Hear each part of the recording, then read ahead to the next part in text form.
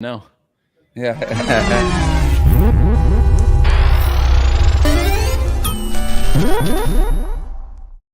All right, what is going on, Banter fam? Welcome into the Friday edition of In the Game, and I'm super excited. We have a massive show planned for you today because this project and the guys we were about to speak with, if you don't know about Collider Craftworks and the stuff that they are building, they basically have a V12 engine under the hood that they have been working on for years to revolutionize not only the gaming space, but the customization aspect of your avatars. So I'm super excited to break this down with Daniel, who is the studio director, and Jonathan, who is the general manager. Guys, how are y'all doing this Friday?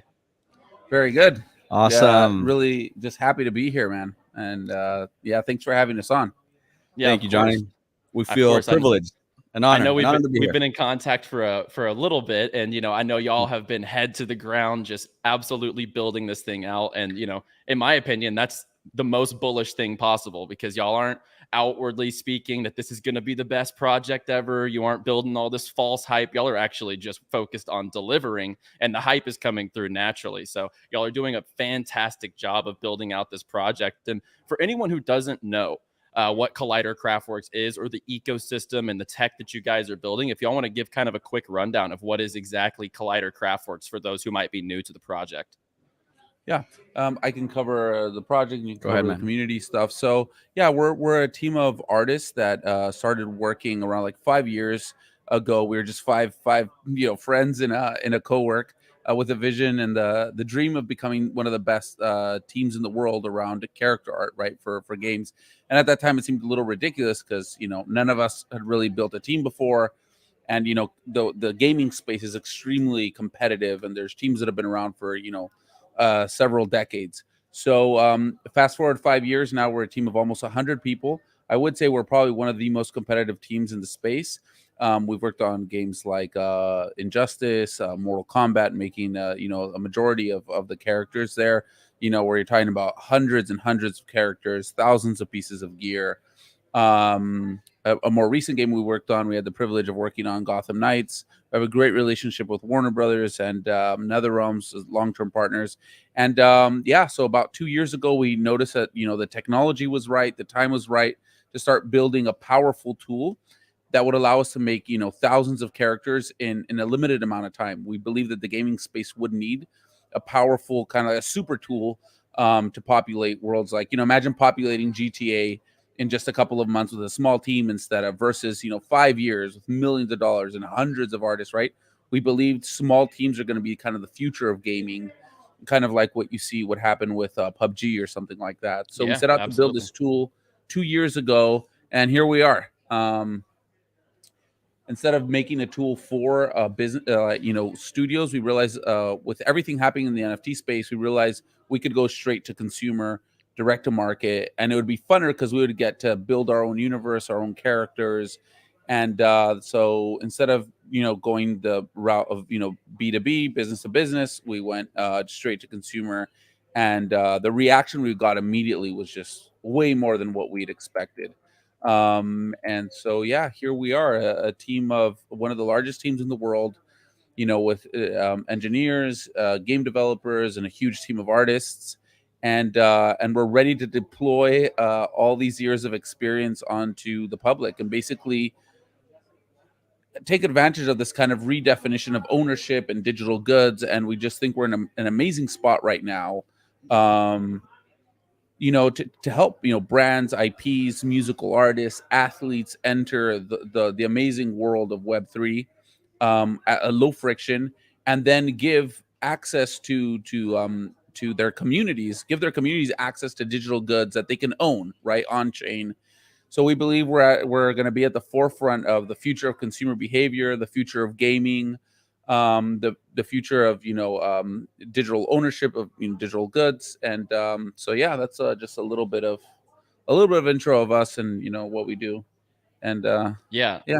I think it's all brilliant. And the fact that, you guys are putting it in, as you mentioned, the player's hands, right? So putting this tool not only in a developer's hand, but in the player's hand to fully customize their avatar and their experience. And also, alongside the visual wallet, which we're actually going to dive into, guys, at the end of, like, at the back half of the show. So you definitely want to stick around for that. We're going to hop in and we're going to create us our own Cypher, but also, the gaming ecosystem on top of all of this, right? So can you explain kind of the gaming aspect and the Moshpit for those who might not have ever seen what y'all are working on with that? Yeah, so we have a brilliant team of, it's a small team that we're just creating of developers. We didn't have a game development studio. We just started building this team, just started like a year ago. And so we're making our own first, our first game experience. It's basically, yeah, it's a death match arena. So it's supposed to be really high pace, something you can just jump in, earn rewards, have fun with some friends. We're doing everything we can to get this working on pixel streaming, so it doesn't matter if you have a PC that can run Unreal Engine 5 graphics. We believe pixel streaming is kind of the future, so we're building this game as a first experience for our users, but also for other developers to kind of see what you can do leveraging the Unreal Engine 5 and plugging it into the visual wallet, and you can make games at low cost, low friction, and then access tokenomic system, marketplaces, community. Like, you have just so much already solved there. So basically just also bringing the friction down for game developers, right? And we kind of believe in this future, kind of like what happened with YouTube, right? Where like the consumers start creating content, right? And it started off like, the little pixelated, and it was a, shitty experience, right? Watching videos and streaming videos on YouTube. And then now basically YouTube is basically destroyed network television, right? And we believe that that's going to happen. Like, the future of gaming is going to be transformed over the next 10 years. It's going to be easier to make games. More people are going to start making games, interactive experiences, and we want to connect them to content that is just like plug and play, right? So yeah, that's kind of the Moshpit is that. It's basically us making our first game, and at the same time showing people how they can leverage the tech stack that you have with Unreal Engine and just plug it into like. Yeah, and the interoperability here, the potential for that is massive. For other games that might want to add a customization layer, they could potentially partner up down the line with Collider and be able to utilize the visual wallet for any type of avatar. And that's the best way to not only get your product out in front of more people, but on top of that, the interoperability factor, the collaborations that could come with other top AAA Unreal Engine 5 games down the line. So I love the potential of all of that and being able to customize your avatar, guys. And imagine hopping in right with the avatar you created just minutes later from the visual wallet, which we're going to dive into. I just think it's a tremendous experience all around for the user. And can you talk a little bit? So obviously we know, we've worked on Assassin's Creed, Mortal Kombat. So what's the experience of the team? I know there's about 90 team members. How deep and expansive is the experience of the team? And what are your guys' backgrounds before this, as far as building Collider? What did you guys do before this, and what led you to building Collider Craftworks? Yeah, so as you mentioned, we worked on a wide variety of AAA titles, and some of the biggest experience, I would say, the most significant experience is having to build really high quality assets that all work together. So very complex customization systems, like you see in Injustice, right, where basically you can create thousands of variations, basically creating thousands of characters. So understanding like how you can improve on those systems when it comes to production, right? We go, okay, this took us years to develop, but what if we would adjust this and that and the other? Maybe we could do it in a faster way. So just building games and working on games with very complex customization systems, very high graphic quality. So it's just like a really demanding kind of environment where you have hard deadlines. I think that's one of the big things that we bring to the space, is that we're like a seasoned team that has been in the trenches, a large team that has been consistently putting out high quality under a lot of pressure. And I would say, there's not a lot of teams like that in the space right now. So, kind of bringing that discipline, the process driven methods, the tools, the technology.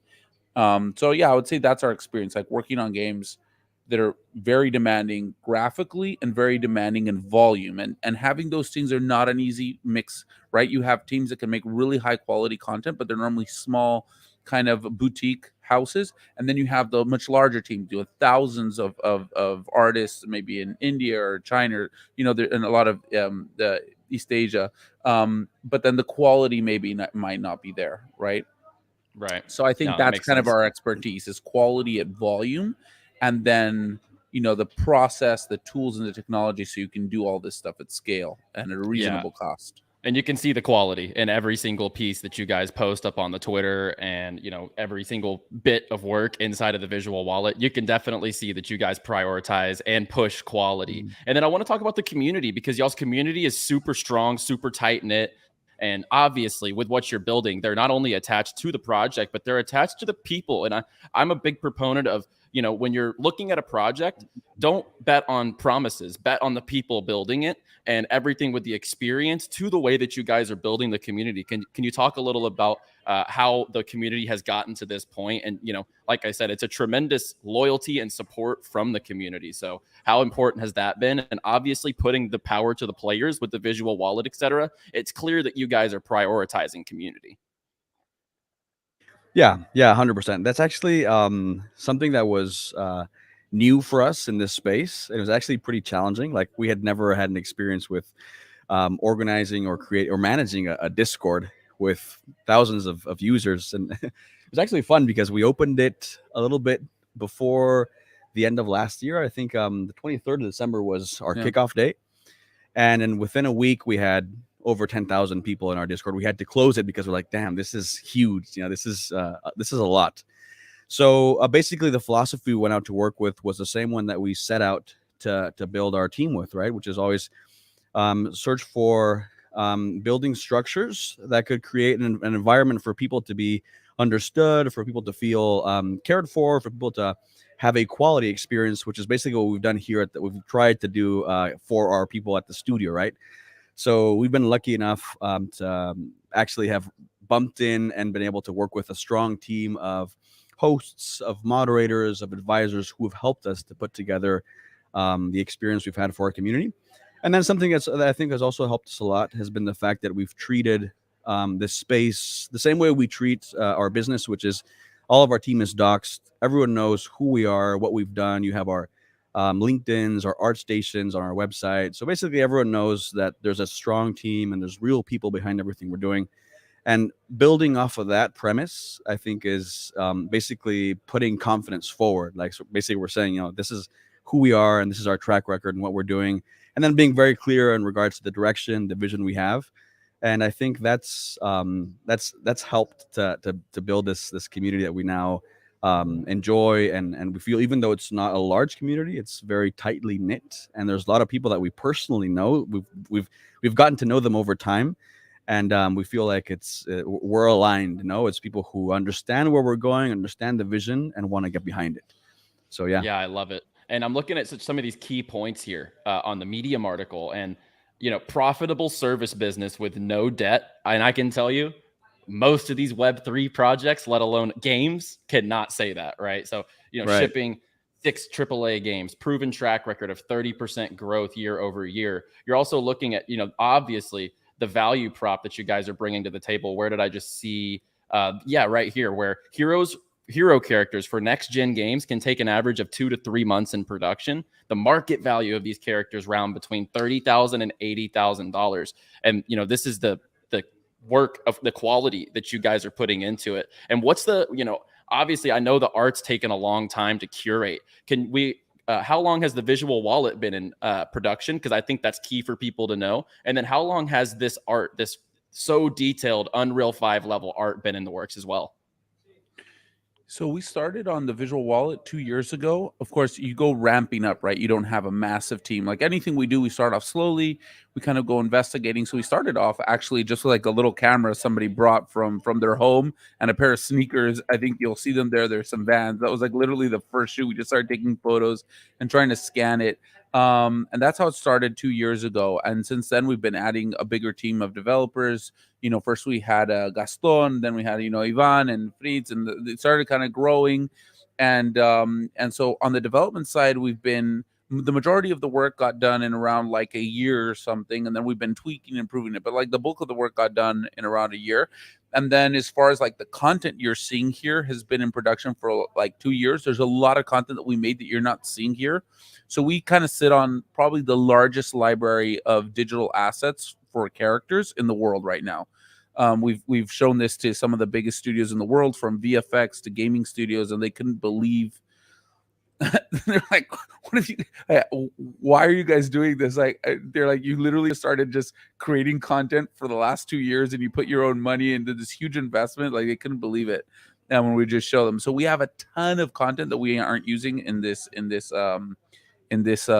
first collection. But yeah, and we're still building content for this collection. Like, I think we just did a content lock like maybe like a week ago. So there's stuff that we're using from things that we've been building for the last 2 years, and then there's a lot of new stuff like the helmets, some of the weapons, and the armor that were like specific to this collection. We have like this kind of evergreen collection of, you know, what you'd expect to see in a city, like cops and nurses and, you know, soldiers and all this kind of stuff. And a lot of it wasn't relevant to this, but then that's going to allow us to build like these very rich and expansive kind of universes. For sure. And let's, you mentioned the collection. Obviously, the Cypher, the Gen 1 Cyphers are live. Can we talk a little bit about what is the utility and the benefits for owning a Cypher NFT? And then I know that the reveal is at least around the corner. So what can the holders expect whenever it does come reveal time, whenever they're seeing this level art pop up on their NFT? Like, it's going to be a huge moment for your community to see what you guys have curated and their own wallets, right? So what are the utilities behind the ciphers for anyone who doesn't know? And then also, what can holders expect for the reveal? I'll cover the, like, on the tech side, and you can cover the airdrops. Yeah, Sure. So on the utility, on like from a like a technical side, you're basically owning of your virtual identity, right? Which is this thing where we're like, we believe everyone's going to own some sort of virtual identity in the future. This is very expensive to make. There's no real company really right now actually executing on this at this scale. So you're going to have this piece of content that will be very costly to make yourself.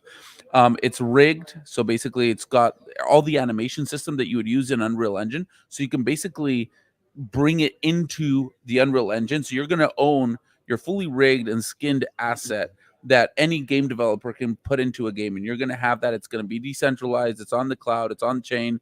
And it's out of our control. It's yours 100%. You have full ownership. So that's from the technical side.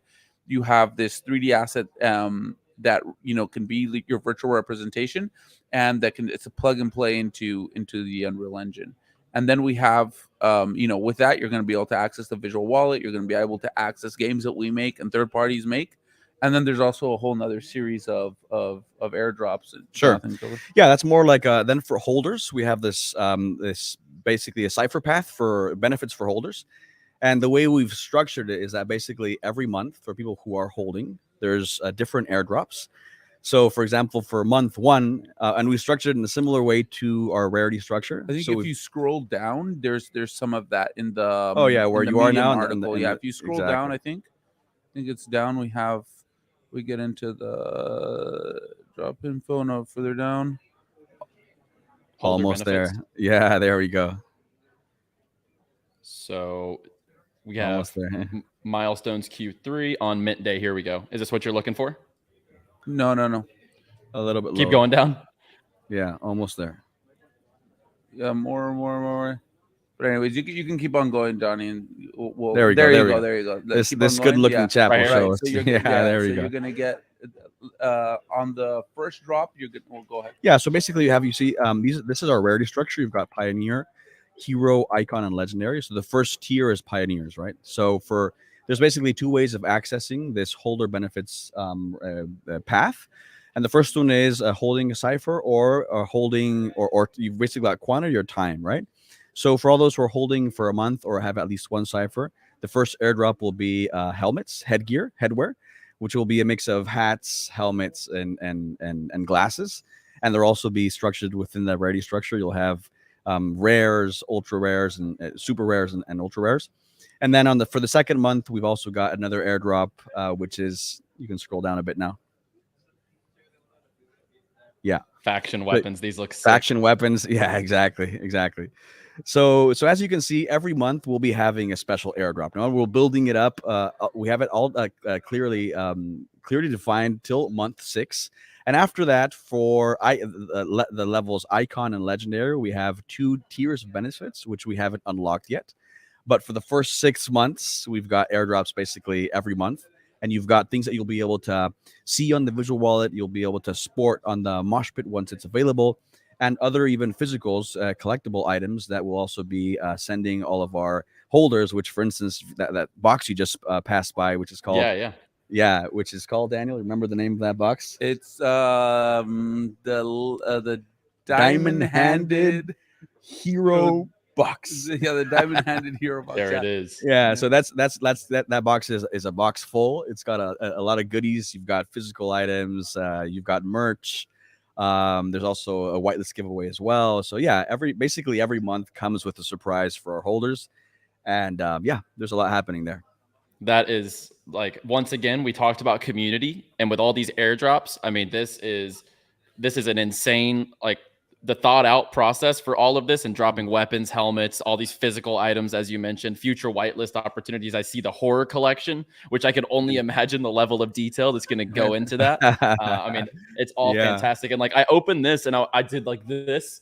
It's like, this art blows me away every single time I like see something I have it. It's like, like, y'all have done such a great job to we want people's wallets. Yeah, we want people's wallets, their visual wallet, to be brimming with content. We want it to be full of content. Loco. Yeah, absolutely. And why don't we dive into the visual wallet too? And you can kind of just walk through people, what they're looking at here, and I'll kind of customize an avatar at the same time, and we'll have a little fun with it. All right. So awesome. First and foremost, what you're seeing here is kind of PS5 graphic quality. So there's, graphic quality comes from different shapes and forms. You have the materials running inside of Unreal Engine 5, but then you need, PS5 hardware to run all of this. So you're running this off of your browser. Right. So you don't need a gaming computer to be able to use this stuff. What we're doing is that we have basically computers processing all of this data with, the latest computer graphic cards, and streaming it directly onto your computer. So you could just have a laptop, right? You don't need a gaming computer. And we believe this is kind of the future of interactive content. You can call that games, you can call it whatever you want. Not everyone's going to be, dropping the amount of cash it takes to have, a PS5 or a gaming computer, but everyone's going to want high fidelity graphic experiences, which are basically experiences of the future. So we believe we're very bullish on pixel streaming. And it's expensive right now, just like any new technology. If you think about, the internet when it started, or the cars when they started, right? Every new technology is clunky, it's slow, and then it ends up eating everything alive, right? And we believe that's what's going to happen. The same way it did with traditional streaming, pixel streaming, we believe is the same. So basically what you're doing is you're streaming this kind of PS5 quality graphics onto your computer. And then, ideally you're going to have this working on a phone as well, on a tablet. So we need to, make sure we configure everything so it works on these different, but that's something we're going to be working on. So what you see right here is our internal tool that we use to create all of these characters, right? We're going to be creating thousands and thousands of these avatars. So we need a robust kind of production tool. So basically what we do is we create all of the content, we stick it into this tool, and then there begins a huge process of grabbing all of this content. I can actually show you this. So if you turn on a backpack right now, let's turn on a backpack. So you go there to your torso. It looks like a little t-shirt. Yep. And then if you scroll down, just scroll down there, you're gonna have a backpack there. So zoom into the torso area, and if you look, when you turn on the backpack, it's gonna kind of create pressure onto the jacket. So, but then if you turn anything else on now, you can turn if you go and you can put on anything else, and you're going to see it adapts to the backpack. This is an insane amount of work where you're getting all of the jackets, all of the t-shirts, all of the jackets, all of them to work with this one backpack. And it's not just that one backpack. We have hundreds of items. So you have hundreds of items, which means thousands of possible combinations, and none of them can clip or intersect with each other. And that's why you don't see this traditionally in a lot of games, such a robust like customization system.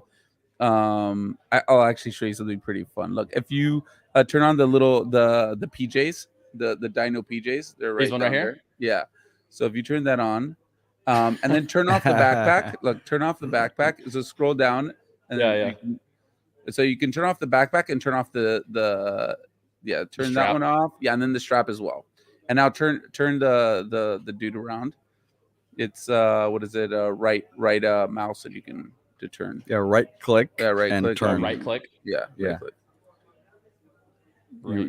You hold the right click and you turn. Got it. There we go. Look at that. Let's show that booty. Oh my gosh. Okay, so look, yeah, if you turn it here, and then look, now turn on the strap again. Watch what's gonna happen. See it like it folds the It flap adapts there. this. It folds the flap. And this is like with hundreds of items, you have this thing, right? Like if you turn on a pair of boots, the boots are gonna have to adapt to the PJs, right? So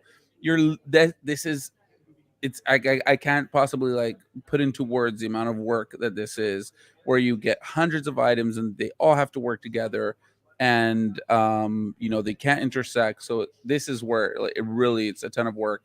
And then you also have the material team that basically is creating all of this. So if you just go through the palettes, you're going to see how much variety you can get from just a color palette, like how much it changes the emotional feeling, or how the piece actually resonates with you, right? Just from, and this is also a huge amount of work.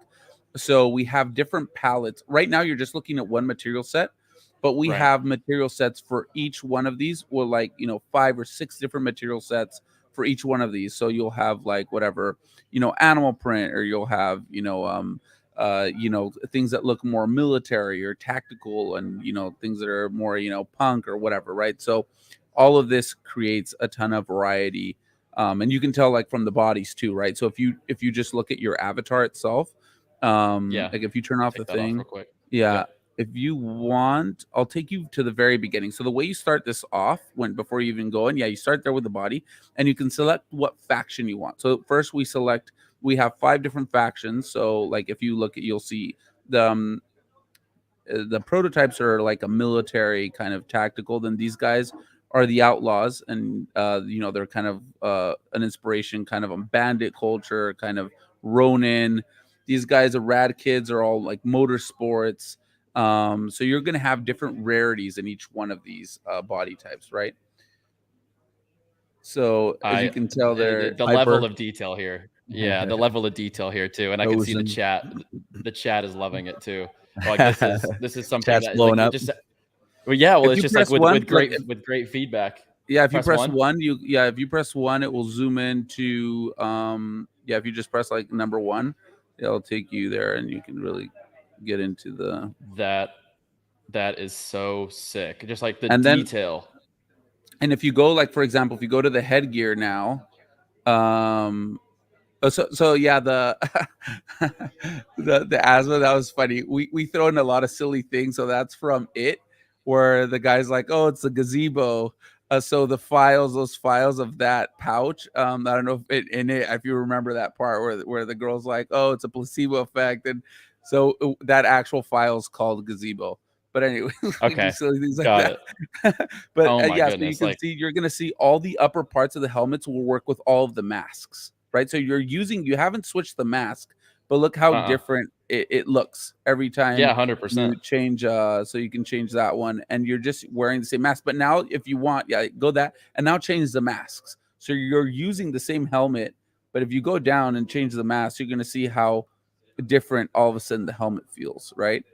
And what's really fun is so this is really cool for airdrops, right? Because like, let's say I got one helmet and then I get an airdrop of another mask, and it's compatible. And that's where we're really gonna, I think, bring a lot of value to our collectors and our community, is that you're giving them content that it's all interoperable. So let's say, I don't know, whoever, pick your favorite athlete or musician.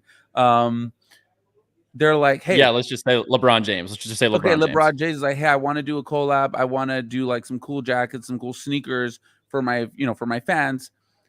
Whatever he sells them will already work with all of the content that they already have.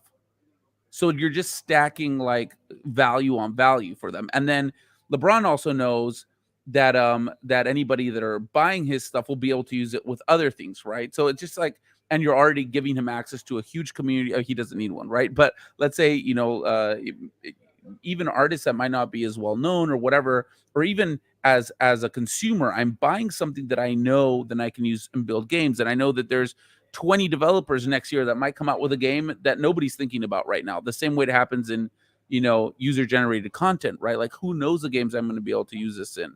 So that's kind of the power when you kind of like start stacking things on each other and they all work together, right? Makes sense. Yeah. And we're gonna build out this avatar while we're going through it. So Yeah. And whenever another go ahead. something while you're playing, think of this is a little challenge we have for you. Think of how you define the visual wallet, because we're picking up some like keywords and key phrases that people are calling the visual wallet. We'll tell you some of them towards the end, but go thinking how you'd brand this or how you'd express the visual wallet for you. And at the end, you can tell us. All right. Sounds good. I'll start extra brainstorming. pressure on you. No, it's so fun. Like, it's legitimately so fun to come in here, and then the thought process of being able to drop this into the mosh pit right after. That is an unreal technology. And as mentioned, you guys have been working on this for a couple of years already. The art's so curated, and what went into this customization thought to actually bring this to this scale. It's one thing to pick your color scheme or be able to buy something off the marketplace and use it on your character, like in traditional games, for example, like Grand Theft Auto or something like that. What brought it to this level to just give the full stack of customization tools to the players and at this level? Because I know, like I said, the chat, the feedback here, it's fantastic, because this has just never been before seen. So what really drove y'all to, as you said earlier in the stream, instead of giving this to game devs up front, put it in the players' hands? What kind of led that thought process to give them this full stack? So yeah, I think there's a lot of things. One, it's just seeing the demand that there was gonna be. Like, when you're kind of in our position and you want to be one of the best teams in the world, you're kind of like, where's technology going? What are the pain points? And if you see, like, in game development, the cost is going up at 20% every year, which means games are going to have to get more expensive. Devs are going to have to find out different revenue models. It just a lot harder to make, and it gets so hard to make, you can't make it at scale. So when you start pulling back on quality, that's like the inevitable outcome. So I was like, we're going to plateau in quality sooner or later in games, because you can't make this quality at this scale unless you're leveraging technology. And this always happens, right? Whenever you want to scale, you need to leverage technology. So that was kind of like from a technical standpoint. And then as gamers, I think all of us just want to be able to have like this ultimate place where we can just collect and own and build out, and just like one day you feel like you're in one mood and you want to look like you want to run around in undies, and the next day you want to look like a tactical, or then the next day you want to you just want to have the kind of the power to create and to make your own things. As creatives, that's something I think why we got into the business. And but we know that all gamers want this. All gamers want to have like this power to create and to design and to represent themselves and visualize themselves and communicate themselves in a robust way, right? You don't just want like these kind of cumbersome tools that let you change some insignificant things, right? So I think as gamers, it's one thing, and then kind of as content creators and designers and engineers and stuff, there's like those two kind of ways of looking at it.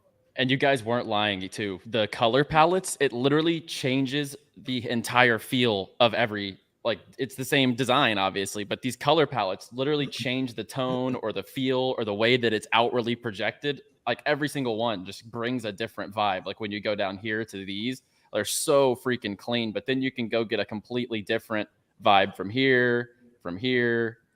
Like, they are all so unique, and I can just see the amount of detail that's gone into this. And I preach that a lot, as mentioned, because in this space, and Web3 specifically, NFTs, NFT gaming, people just push product that's not ready because they need to make money.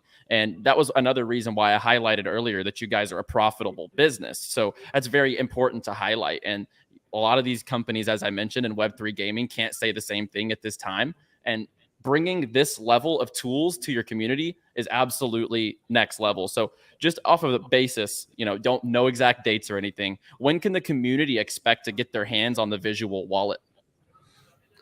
Well, they have basically access right now, like you do. This is something. So basically, we want to give people access to really understand that this tool is functioning and it's running, and all of this content that we're creating is built with this. Then the next step is getting all of this content on chain, and we want to have that done before the end of the year. Hopefully, have an alpha ready before that. And there's a lot of things seem to be going in the right direction for that. So yeah, basically when you open up the visual wallet, you're going to be able to see the character that you own. The customization you're going to have is everything that's headgear, weapons, and gear, so like backpacks and straps and stuff like that.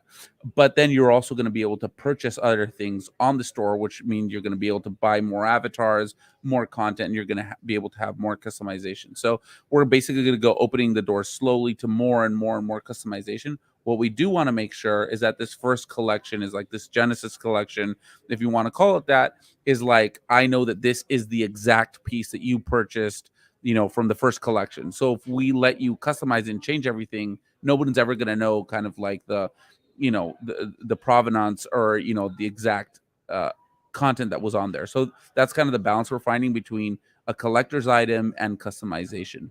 But then you're going to have access to then avatars that you can fully customize, right? So we need to really make sure that we find the balance between avatars that were bought from this collection being unique, because this gives holders all sorts of opportunities, right? Because they could like rent their character out. They can access certain like like you would go on a poker table, right? You have like high stake what's it called, levels, where you can only come in with a certain level of an avatar, so you could rent your avatar out. And these kind of ideas, right? So we want to make sure that each avatar from the Cypher collection has got a lot of value to it, and it's unique, and it's special. And then people will have access to the marketplace and be able to buy and sell other stuff. So hopefully by the end of the year, and have some sort of alpha before that, all on chain. Yeah, that is awesome to hear, and just the progress that people can see on the screen right here. I mean, people will be so excited for this to roll out, not only just for the whole industry. This is massive. And y'all are really changing the game with this. Like I think I sent the feedback over to Jonathan when I hopped out. I was like, this is literally one of the sickest things I've ever like messed with in Web3. Like, and the fact that this is all y'all have had this like I said at the beginning of the show, that V12 engine under the hood. I mean, it really is super, super impressive. And guys, we have a really special giveaway we're going to be doing as well. So I'm stuck between a couple color palettes here. So many of them are super fire. It's really hard to choose, but I think I'm going to lean with the mainly black and then the orange helmet. And I think we're going to go ahead and, in collaboration with Collider Craftworks, head over to my Twitter after the show at Hustlepedia YT. We will be giving away the Cypher that we just put together on the show, as well as 5 spots to access the visual wallet yourself. Hop in here, create your avatar, share it with the world, etc., and get your hands on this technology, because I've had so much fun doing this, and I really appreciate you guys giving me the access, the keys inside the car with the V12 engine. To be able to create this avatar and get the community involved as well. It's really awesome. And it harps on, once again, your guys' focus on community. Awesome. Yeah. Just one thing, just a little disclaimer. We can't guarantee that you're going to get this exact avatar. What you're going to get is you're going to get a mint, right? And since we haven't revealed it yet, we don't know. You might get like a legendary, or you might get a hero or an icon or a pioneer. We have a video to show pioneers.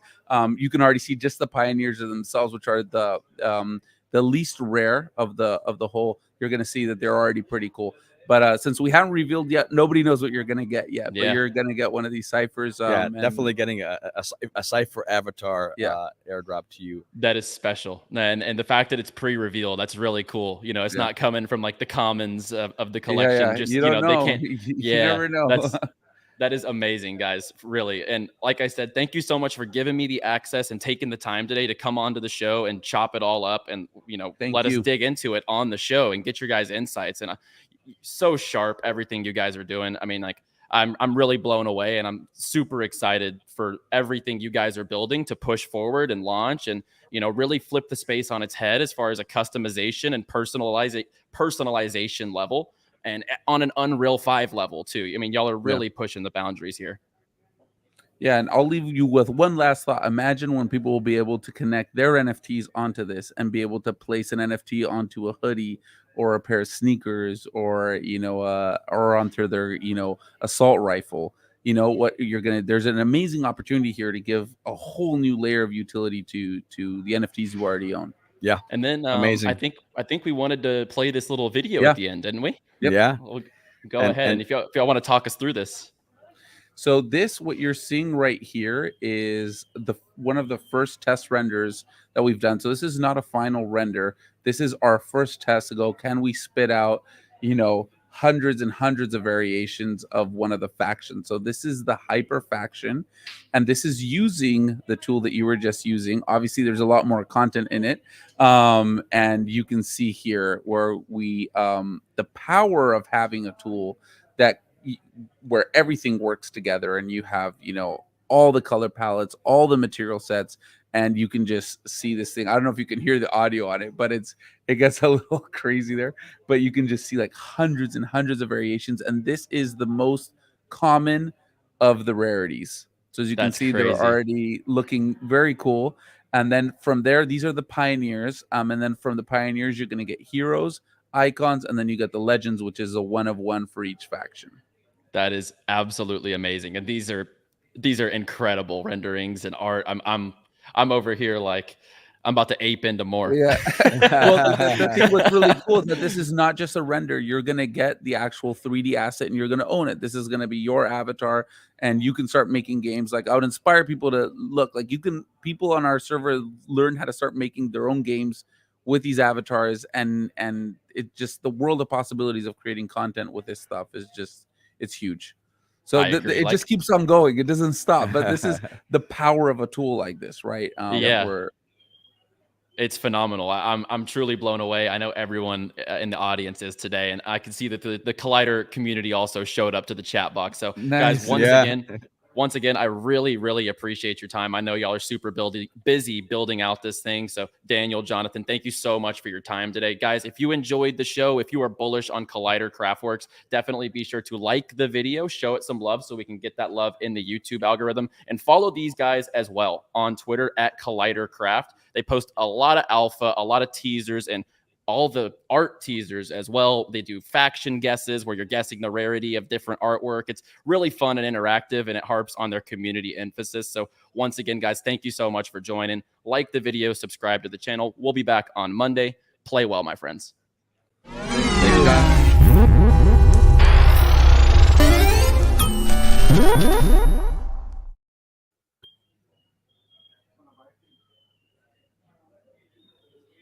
Juanito. Thank you, Juanito. Danielito.